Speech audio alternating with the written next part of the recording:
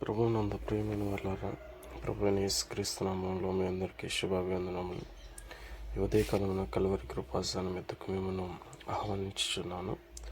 సంఖ్యాకాండము 11వ అధ్యాయము 15వ వచనంలో, నా మీద నీ కటాక్షము వచ్చినడల నేను నా బాధను చూడకుండానట్లు నన్ను చంపుము.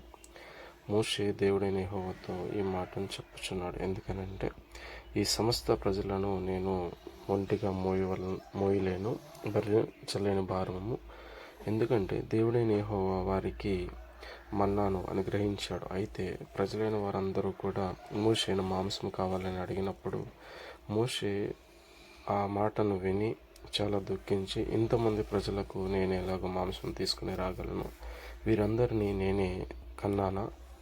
వీరిని చంటి పిల్లను మోసినట్లుగా నేను మోసుకుని తీసుకెళ్ళవలసిన బాధ్యత నా మీద ఉంచావు. నేను అది మోయలేని భారమని యెహోవాతో మొరపెట్టుకున్నట్లుగా మనం చూస్తున్నాం. కొన్నిసార్లు మనము సంఘములో దేవుని సేవకుని పట్ల ప్రవర్తించే విధానము, దేవుని సేవకుని యొద్ద నుంచి మనము పొందుకునదలుచుకున్న వాటిని అది ఏ విధంగా ఉన్నాయని ఆలోచన చేసుకోవాలి. అవి యోగ్యకరమైనవా? దేవుని దృష్టిలో అవి మంచివా కాదా?